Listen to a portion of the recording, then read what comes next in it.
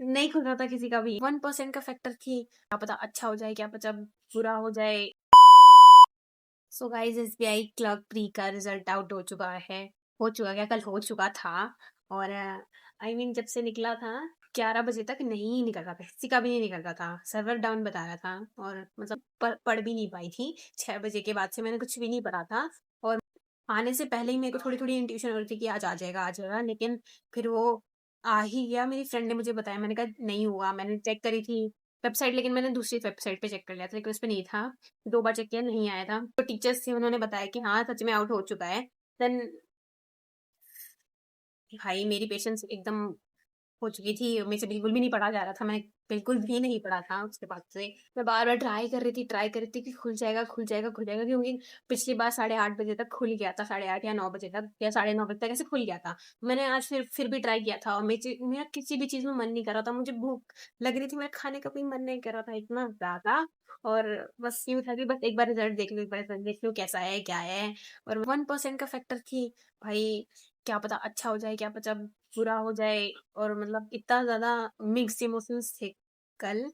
Then फिर उसके बाद मुझे लिटरली मैंने सोने की इतनी कोशिश की कि यार छोड़, चिल हो जा, कल सुबह देख लेंगे, ऐसा कोई बड़ी बात नहीं है, वो भी है होगा, जो होगा वो तो होना ही है, इतना परेशान होके कुछ नहीं है। बट स्टिल वो भी माइंड में चल रहा था कि नहीं यार देखना है, तो मुझे नींद नहीं आ रही थी। तो मैंने फिर 11:30 बजे जाके चेक करा। सब सो गए थे मेरे घर में, मैं और सिर्फ मेरा भाई जाग रहा था। देन फिर उसके बाद मैंने लैपटॉप से करा, दूसरे फोन भाई के फोन से कर देख रही थी, उसमें से भी नहीं करा, लेकिन एट लास्ट जाके फिर मैंने मेरे फोन से खोला और जाके खुल गया। और भाई कट ऑफ तो पहले ही पता लग गई थी, और मैंने करे थे 87 अटेम्प्ट करे थे। और फिर उसके बाद मैं मेरा स्कोर कार्ड दिखा देती हूँ, ये मेरा स्कोर कार्ड है। तो ऐसे कुछ मेरे मार्क्स रहे थे, तो मेरा क्लियर हो चुका है गाइस। और जिनका हो गया उन सबको बहुत बहुत ज्यादा कॉन्ग्रेचुलेशन, इस बार इतनी ज्यादा हाई कट ऑफ गई ना। और इस बार वो भी बंदा जॉब लेगा ना भाई, रिस्पेक्ट, क्योंकि एक तो वैकेंसी इतनी कम है और इतनी ज्यादा हाई कट ऑफ है ना कि कुछ पूछो ही मत। और बस भाई बहुत बड़ी बात है। अभी तो मुझे लिटरली, और अभी तो प्रीलिम्स में ये हाल है कि 79.5 कट ऑफ रही है भाई, मैंने यूपी से किया था। और इतनी ज्यादा कट ऑफ हुई है, वैसे पता तो था कि हाँ ज्यादा जाएगी, लेकिन इतनी ज्यादा जाएगी इतना कुछ आइडिया नहीं था। और भाई अब ये रिकॉर्ड तो गया तो मैं सोच रही हूँ एसबीआई का ये हाल है, तो आईबीपीएस का क्या हाल है। वैसे उसमें वैकेंसी ठीक ठाक है, बट स्टिल पीछे थोड़ी आईबीपीएस एसबीआई से। अब सोच रही हूँ मैं मेंस में क्या होगा, कि इसमें तो इतना ज्यादा कट ऑफ चली गई, और मेंस का क्या होगा यार। और भाई जिन्होंने करा है वो भी अच्छे खासे बंदे ही गए होंगे, सारे मेंस में है ना। और पता नहीं, देखते हैं अब जो भी होगा, होपिंग फॉर द बेस्ट। पढ़ाई करते हैं और इससे ज्यादा हम कुछ कर भी नहीं सकते हैं।